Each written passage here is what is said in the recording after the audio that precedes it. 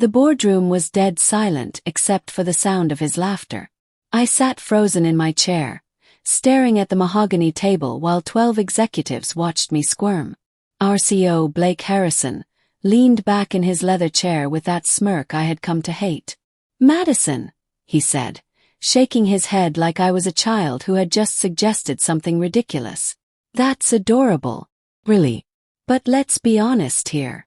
He paused for effect, making sure everyone was listening. "This idea is cute at best. You're thinking small because that's all you know how to do." A few nervous chuckles rippled around the table. My face burned hot with shame and anger. I had spent 3 months developing this proposal, researching every detail, building financial projections that proved it could work. And he had dismissed it in 30 seconds. "Anyone else have something worth discussing?" Blake asked, turning away from me completely. Just like that, I became invisible. My hands gripped the edge of the table so hard my knuckles turned white. I wanted to scream, to defend my work, to make them all see what he was doing to me. But I stayed silent, because that's what I always did. Blake wasn't finished with me yet. As the meeting was wrapping up, he turned back to me with that cruel smile playing on his lips. "Madison, can I give you some advice?" he asked, his voice dripping with false kindness. I looked up, my throat tight. "Sure." He leaned forward, resting his elbows on the table. "You need to understand something. You're good at executing what other people create. You're great at following directions. But innovation, leadership, that takes something you don't have." The room went completely still. Everyone knew what was coming, but nobody moved to stop it. "The truth is," Blake continued, his eyes locked on mine, "you'd never survive a week without me. Not in this industry. Not anywhere." The executives erupted in laughter, some of them looking away uncomfortably but laughing nonetheless. My vision blurred with tears I refused to let fall. I forced my lips into a smile that felt like it might crack my face in half. Under the table, I gripped my pen so hard it snapped in my hand. The plastic cracked loudly, but nobody noticed. They were too busy enjoying Blake's show. I gathered my papers slowly, stood up, and walked out of that boardroom with what little dignity I had left. Behind me, I could still hear their laughter echoing down the hallway. I made it to the elevator before my legs started shaking. My heart hammered in my chest, and my hands trembled as I pressed the button for the parking garage. The doors closed, and I was finally alone. I leaned against the cold metal wall and closed my eyes. "The CEO said I'd never make it without him," I whispered to myself, my voice barely audible. The elevator descended, and something shifted inside me. Not sadness, not defeat. Something harder, sharper. Anger, yes, but also determination. A fire I didn't know I had suddenly roared to life. 5 years later, my phone would light up with Blake Harrison's name. The same man who swore I'd never survive without him would be calling me, desperate for a meeting. He would sit across from me in a restaurant, his company crumbling around him, and pitch me an idea. And when he finished, I would lean back in my chair, just like he once did, and say the words that would change everything. "That's cute. But let me tell you what I'm really going to do." But that night, walking to my car in the parking garage, I didn't know any of that yet. All I knew was that I was done being his punching bag. I was done being invisible. Tomorrow everything would change. My name is Madison Clark, and before that terrible night, I had actually believed in Blake Harrison. I joined his company, Apex Innovations, 7 years ago when I was just 25 years old. Fresh out of graduate school with a degree in business strategy, I was hungry to prove myself. Blake was everything I thought a successful CEO should be. Confident, charismatic, and connected. He knew everyone in the industry. He could walk into any room and command attention. I admired that. I wanted to learn from him. For the first year, things were good. I worked hard, stayed late, and delivered results on every project. Blake noticed me then, praised my work ethic, and told me I had potential. He made me feel like I was part of something important. But slowly things changed. The praise became less frequent. The credit for my work started going to other people. And Blake's jokes at my expense became more common, more cutting. I told myself it was just his management style, that I needed to develop thicker skin. I told myself that if I just worked harder, proved myself more, he would respect me again. I was wrong about everything. The breaking point started 6 months before that boardroom humiliation. I had been working on a major project to expand our product line into sustainable technology. I spent countless hours researching market trends, building partnerships with manufacturers, and creating detailed financial models. It was my baby, my passion project. When the presentation day came, I was ready. I had slides, data, everything. But the morning of the meeting, Blake pulled me aside. "Hey Madison, I'm going to take the lead on this one," he said casually. "You've done great prep work, but this client is tricky. They need to see senior leadership." I felt my stomach drop. "But Blake, I've been working on this for months. I know every detail." He patted my shoulder. "Exactly. You'll be there to support me with the technical stuff. That's what you're good at, right? Execution." The meeting happened exactly as I feared. Blake presented my entire strategy as his own creation. When the client asked questions, he turned to me for answers, making it look like I was just his assistant. And when the client loved the idea and signed a contract worth millions, Blake stood up and shook hands, accepting congratulations for work I had done. That's when I started to see him clearly. He wasn't a mentor. He was a thief. After the boardroom humiliation, I drove home in a daze. My small apartment felt suffocating that night. I paced back and forth, replaying every moment, every word, every laugh. The shame was overwhelming. I had let him treat me that way for years. I had stayed silent when he stole my credit. I had smiled through his jokes. I had made myself smaller and smaller, hoping that if I just proved my worth, he would finally see me as an equal.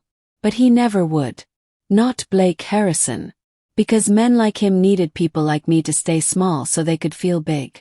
I locked myself in my bathroom and sat on the cold tile floor. Tears finally came, hot and angry. I cried for the version of myself that had walked into Apex Innovations 7 years ago, full of hope and ambition. I cried for all the ideas I had swallowed, all the times I had bitten my tongue, all the credit I had let him steal. But then, somewhere between the tears and the anger, something clicked. A thought formed, clear and sharp as glass. I didn't have to stay. I didn't have to keep letting him do this to me. Could leave. Could walk away. And I could build something he could never touch. The next morning, I woke up with clarity I hadn't felt in years. I showered, dressed in my best suit, and drove to the office an hour early. My hands didn't shake as I typed out my resignation letter. It was simple, professional, and gave 2 weeks' notice. I printed it, signed it, and walked straight to Blake's office. His assistant wasn't at her desk yet, so I knocked on his door. "Come in," his voice called. "Open the door." Blake sat behind his massive desk, looking surprised to see me. "Madison, what are you doing here so early?" I walked forward and placed the resignation letter on his desk. His eyes flicked down to it, then back up to my face. For a moment, confusion crossed his features. Then he smiled. That same smug, condescending smile. "Are you serious right now?" he asked, chuckling. "Because of last night. Come on, Madison. Don't be so sensitive. That's just business." I didn't respond. I just stood there, looking at him calmly. He picked up the letter, scanned it quickly, and tossed it aside. "You know what? Fine. Take a few days to cool off. But we both know you'll be back." He leaned back in his chair. "You won't make it a month out there without me." I turned and walked out without saying a word. Behind me, I heard him laugh softly. He thought I'd come crawling back. He had no idea what I was about to do. The first month after leaving Apex was brutal. Reality hit me like a truck. I had no job, no steady income, and my savings account was smaller than I had realized. I lived off ramen noodles and coffee, turning down invitations from friends because I couldn't afford to go out. My mother called every few days, worried. "Madison, are you sure about this? Maybe you should reach out to Blake, apologize, get your job back. Her words stung, but I understood. To everyone else, I looked reckless. I had walked away from a stable position at a successful company because my boss hurt my feelings. They didn't understand. This wasn't about hurt feelings. This was about survival. I spent my days sending out resumes, reaching out to contacts, and trying to figure out what came next. Every rejection email felt like confirmation that Blake had been right. Maybe I really couldn't make it without him. Late at night, doubt would creep in. I would stare at the ceiling of my tiny apartment and wonder if I had made a terrible mistake. But then I would remember his smirk, his laughter, the way he made me feel worthless. And the fire would reignite. I didn't come this far to give up now. 6 weeks after I left Apex, my phone rang with a number I didn't recognize. I almost didn't answer, but something made me pick up. Hello, Madison. This is Thomas Wright from Sterling Tech. We worked together on the Greenfield project last year. My heart jumped. Thomas was a client I had worked with closely at Apex, though Blake had taken all the public credit. Thomas. Yes, of course I remember. How are you? I'm good. Listen, I heard you left Apex. Is that true? I hesitated. Yes, I resigned a few weeks ago. There was a pause. Good. 'Cause I need to tell you something. We both know those innovations Blake presented to us. We knew they were yours. Everyone in our company knew it. Blake might have stood at the front of the room, but you were the one who answered our questions, solved our problems, and made that project work. I felt tears prick my eyes, but this time they were different. They were tears of validation. I appreciate you saying that, Thomas. I'm not just saying it. I'm offering you a contract. My company wants to work with you directly. No Blake Harrison. No Apex. Just you. Are you interested? For the first time in weeks, I smiled a real smile. Yes. Absolutely yes. That contract from Sterling Tech became my lifeline. It wasn't huge, but it was enough to pay rent and buy groceries. More importantly, it proved that I could do this on my own. I threw myself into the work with everything I had. Late nights, early mornings, weekends. I operated out of my apartment, turning my tiny dining table into an office. Every presentation had to be perfect. Every deliverable had to exceed expectations. I couldn't afford to fail. Slowly, word started to spread. Thomas recommended me to another contact. That person hired me for a smaller project. Then another referral came. Then another. Each success built my confidence. Each client trusted me, not because of Blake's reputation, but because of my own work. But there were plenty of rejections too. Companies that had worked with Apex wouldn't even take meetings with me. I heard through the grapevine that Blake was bad-mouthing me, telling people I wasn't reliable, that I had walked out on him unprofessionally. It hurt, but it also fueled me. Every rejection became another reason to prove him wrong. I kept a list on my wall of every company that turned me down. Someday I promised myself they would regret that decision. Someday they would see what I had built. For months after leaving Apex, I made a decision that changed everything. I was going to start my own company. Not a freelance operation working from my apartment. A real company with a team, an office, and a vision. I used the money I had saved from the Sterling Tech contract to register the business. Clark Strategic Solutions. The name felt powerful, like I was finally claiming ownership of my own success. But I needed a team. I couldn't do this alone. I started reaching out to people I had worked with over the years, people who had been overlooked or dismissed by companies like Apex. There was Kayla, a brilliant designer who Blake had rejected because she didn't fit the company culture, which really meant she asked too many questions. There was Marcus, a data analyst who had been laid off during budget cuts even though his work was exceptional. And there was Troy, a younger guy fresh out of college who reminded me of myself at that age. Hungry and underestimated. I met with each of them over coffee and laid out my vision. I'm building something different, I told them. A company where good work gets recognized. Where the person who does the work gets the credit. Where we treat each other with respect. They all said yes. And just like that, I wasn't alone anymore. Our first real victory came 8 months after I left Apex. We competed for a contract with a mid-sized manufacturing company called Orion Industries. It wasn't a huge account, but it was significant. What made it sweeter was that Apex Innovations was also bidding for the same contract. Blake had no idea I was competing against him. When Kayla found out we were up against my old company, she looked worried. "Madison, are you sure about this? If we lose to them, it'll hurt our credibility." I shook my head. "We're not going to lose." We spent 2 weeks preparing the most comprehensive proposal I had ever created. Every detail was perfect. Every solution was tailored specifically to Orion's needs. When presentation day came, we walked into their office as a united team. I led the pitch, but I made sure to highlight my team's contributions throughout. This wasn't the Blake Harrison model where one person took all the credit. This was collaboration. 3 days later I got the, we won. Orion chose us over Apex Innovations. The client told me our proposal was more innovative, more personalized, and showed a level of dedication Blake's team hadn't matched. I hung up the phone and screamed with joy. My team rushed into my office, and we celebrated like we had just won the lottery. In a way we had. We had beaten Blake Harrison at his own game, and it felt incredible. Over the next year, Clark Strategic Solutions grew faster than I ever imagined. We won more contracts, hired more staff, and moved into a real office space. It wasn't huge or fancy, but it was ours.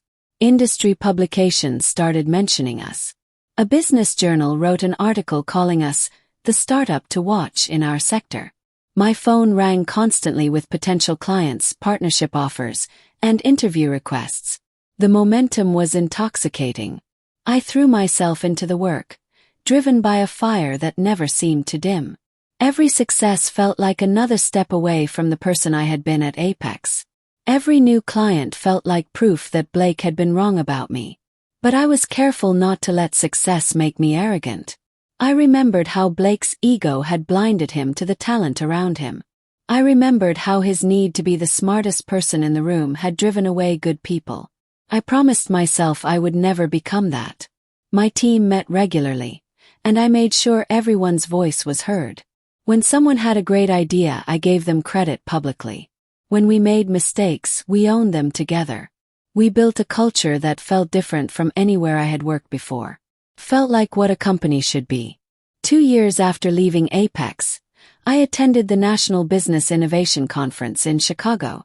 It was a major industry event, the kind where deals were made and reputations were built. I walked through the convention center feeling like I finally belonged. I was no longer Madison the assistant. I was Madison Clark, CEO of Clark Strategic Solutions. During a networking break, I spotted him across the crowded ballroom. Blake Harrison stood surrounded by a group of executives, his laugh carrying across the room just like always. My first instinct was to turn and walk away. I wasn't ready to face him yet. But then I stopped myself. Why should I hide? I had nothing to be ashamed of. I had built something real. So I held my head high and walked past his group toward the refreshment table. As I passed, our eyes met for just a second. Blake's expression flickered with recognition, then surprise, then something else. Was that worry? No, couldn't be. I grabbed a coffee and turned back around. That's when I noticed something I hadn't seen before. Blake looked tired. The confidence in his posture seemed forced. And when someone asked him about Apex's recent projects, his smile didn't quite reach his eyes. Something was wrong with him. And I felt a small, dark sense of satisfaction. 6 months after the conference, Clark Strategic Solutions made headlines. We launched a new consulting framework that revolutionized how mid-sized companies approached digital transformation. It was innovative, accessible, and affordable. The response was overwhelming. Within weeks, we had companies across the country reaching out. Trade publications wrote features about our approach.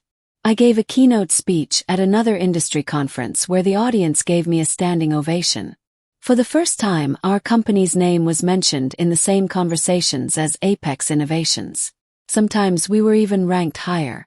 I received an email from Thomas Wright, my first client who had taken a chance on me. Madison, I just wanted to say I'm proud of you. What you've built is incredible.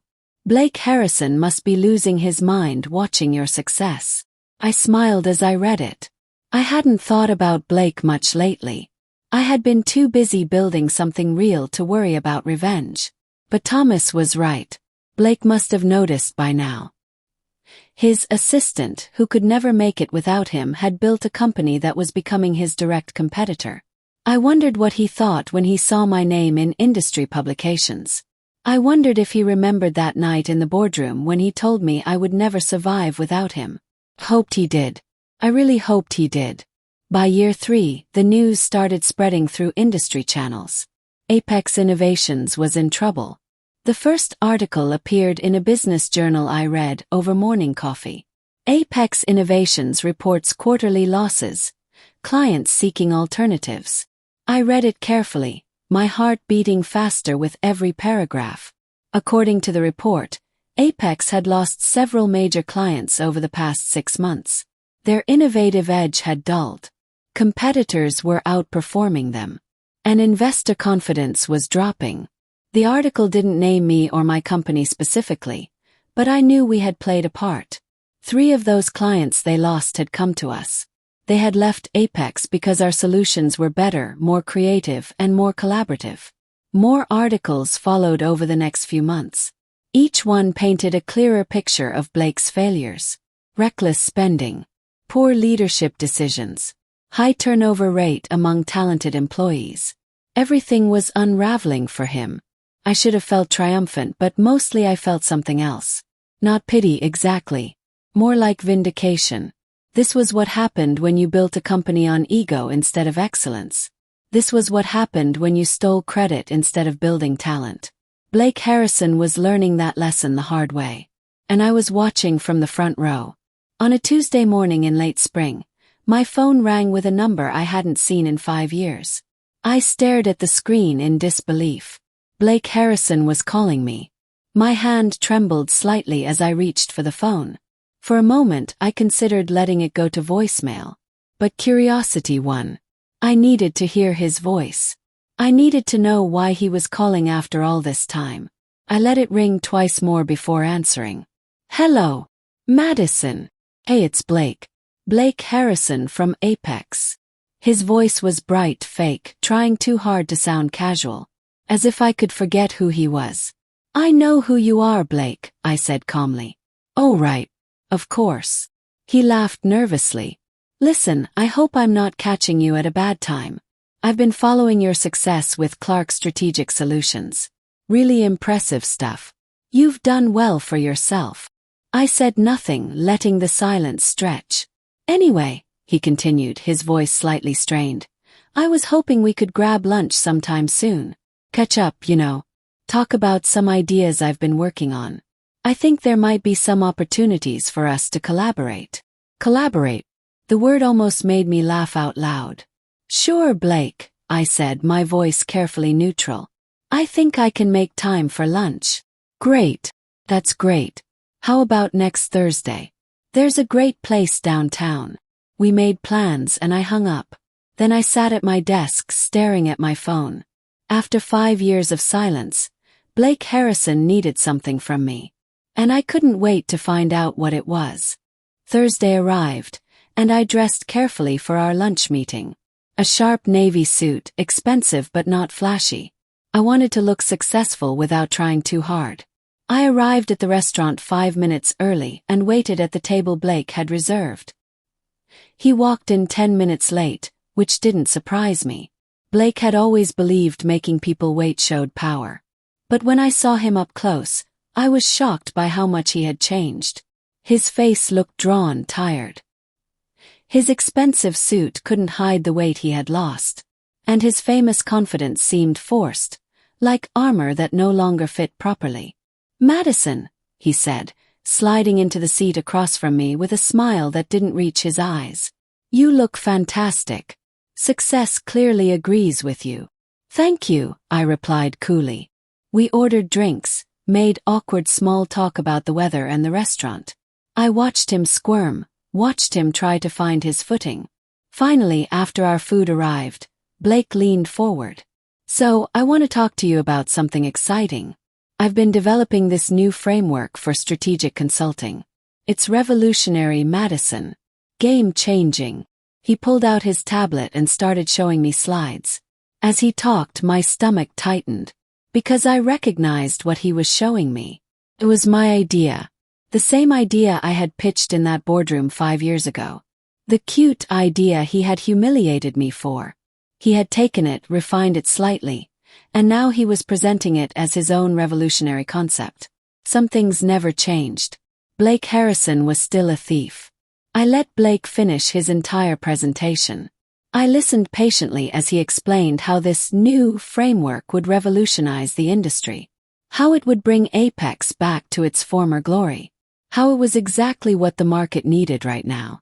When he finally finished, he looked at me expectantly. "So, what do you think?" I was hoping Clark Strategic might partner with Apex on this. Combined, we could dominate the market. I took a slow sip of my water, letting the silence build. Then I set down my glass and looked directly into his eyes. "Blake, do you remember a meeting about 5 years ago? A boardroom full of executives. I presented an idea and you laughed at me." His face went pale. "You called it cute," I continued, my voice steady and calm. "You said it showed I was thinking small. You told me in front of everyone that I would never survive a week without you." Blake opened his mouth, then closed it. He tried to smile. "Madison, come on. That was years ago. I was under a lot of pressure back then. I didn't mean." "You meant every word," I interrupted. "And what you just pitched to me. That's my idea. The one you humiliated me for. You just tweaked a few details and slapped your name on it. That's not. I mean, we collaborate at Apex. Ideas evolve. I'm sure I incorporated some elements from various sources." I leaned back in my chair, mirroring exactly how he used to sit in that boardroom. "Cute idea," I said softly. His face flushed red. The power dynamic in the room shifted completely. This time I was the one in control.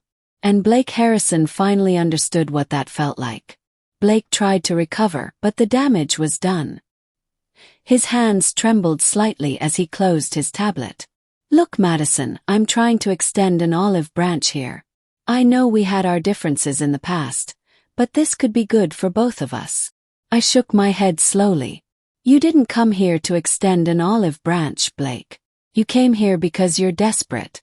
Apex is failing and you need help." "That's not. How many clients have you lost in the past year?"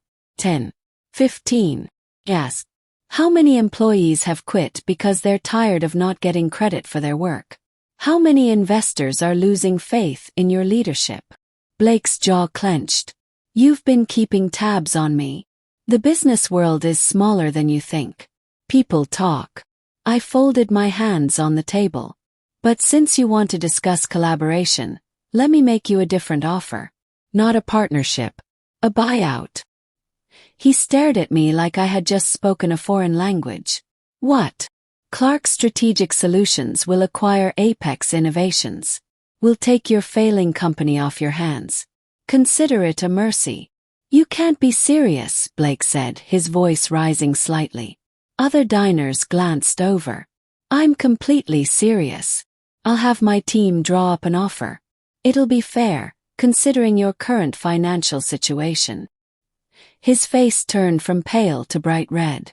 "After everything I did for you, I gave you a chance when you were nobody. I taught you this business."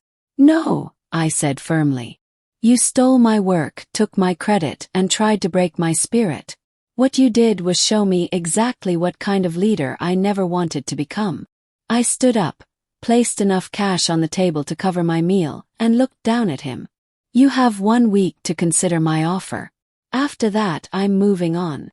I turned and walked away, leaving Blake Harrison sitting alone at the table.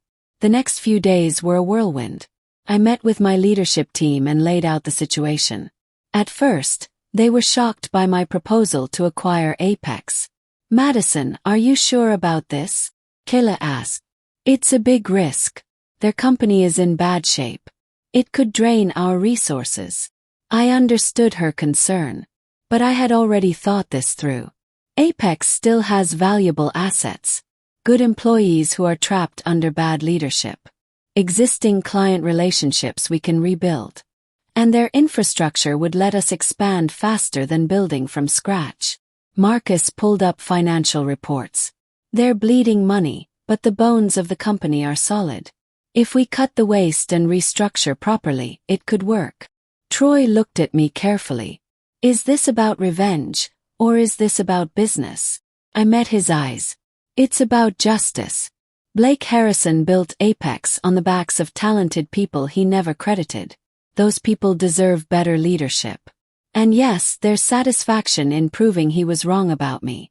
But mostly, this is about building something better from what he destroyed. My team looked at each other, then back at me. One by one they nodded. Let's do it, Kayla said.